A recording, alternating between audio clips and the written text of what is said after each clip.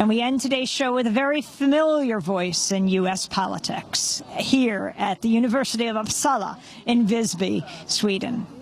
This is Democracy Now!, democracynow.org, the War and Peace Report. I'm Amy Goodman. We're broadcasting from Visby, Sweden, from the largest Swedish island of Gotland, where Almedalen is taking place. That is this mass gathering of tens of thousands of people, of every party debating the issues of the day.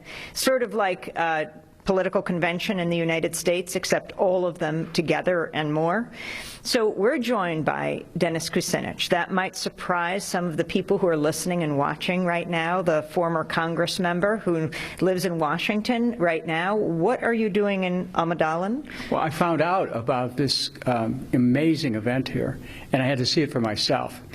Can you imagine where people of every political persuasion come together in an open space, freely discussing and debating, in a sense of joy, like a festival, and the thinking is very deep, and it's consequential. I believe that what's happening here has the potential to catch on all around the world in terms of improving the level of political dialogue and enabling people to try to find a way to reach a common ground. Joy in politics, you said? Yeah, absolutely. There should be. I mean, the fact that we don't have that is a testimony to our disconnecting ourselves from our own hearts, what it is we desire. Life should not be a funeral march to the grave. We should have the capacity for being able to lift up not just public dialogue, but lift up each other in a greater cause of nationhood. And so when you see the kind of internecine conflict that happens in the United States, the partisan divide, the dichotomous thinking, the separation from each other, there's a different thing happening here in Sweden at Almedalen, which is a sense of a common bond as citizens with a common purpose for the nation.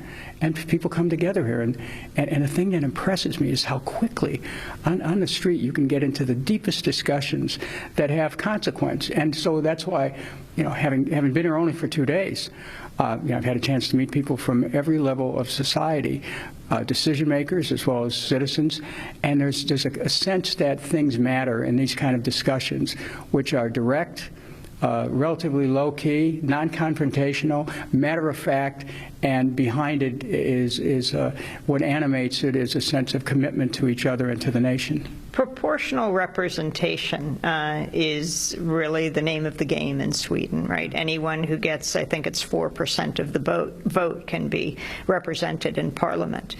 Can you comment on this? It's a growing movement in the United States. It should happen. It's really, a step towards democratization, so that points of view that are held in the general populace are not squelched because they don't reach some numerical significance that we call majority. Majority politics are all very interesting, but what's happening in the United States with an increasingly blurring the differences between the two parties, there's a hunger for alternatives, and there's a hunger for those alternatives to find means of inclusion into the process. So certainly, that's one way to do it, and we need to broaden our discussion in America. When you come here and you see so many different political persuasions represented, and our politics back home are monochromatic. I mean, increasingly, it's gray, and you can't really tell the difference.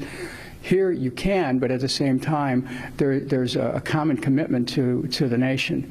We need to awaken those sentiments in America, and one way to do it is proportional representation. Congressman Kucinich, the issue of Iraq. I mean, for many of the years you were in Congress, this was a battle, not only all over Iraq, but a battle in Congress.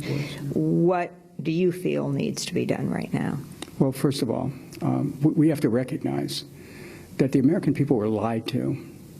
Our country was taken into war against innocent people, and the consequences have been disastrous.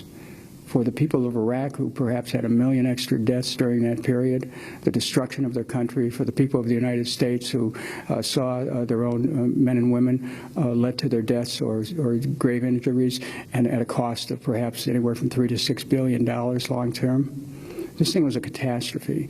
And if we learn anything from our experience in Iraq, It should be that interventionism is not the wave of the future.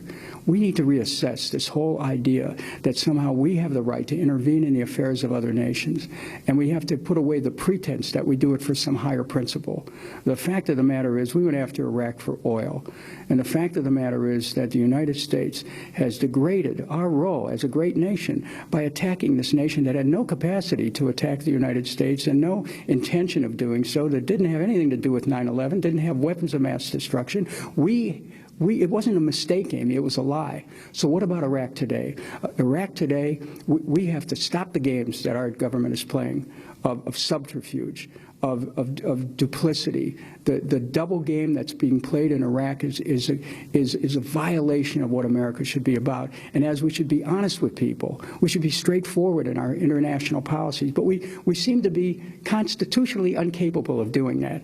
And that's a problem. That's a problem that involves a broad national discussion involving people at every level, because the consequences of our continued interference in the internal affairs of nations is to create blowback, as Chalmers Johnson and others have written, and to create conditions where America will always be at risk in the future of a loss of our ability to be able to meet the needs of our own people and of leading the planet towards destruction. Because this planet that we have, you can talk about global climate change, but war is a form of ecocide. This planet that we have is not guaranteed to us. If we are faithful stewards of the planet, we also have to be mindful of our capacity to create peace, that we cannot imagine that peace will be created of itself. We have to be architects of peace. We have to change our relationships with nations so that America is no longer a nation above nations, but a nation among nations.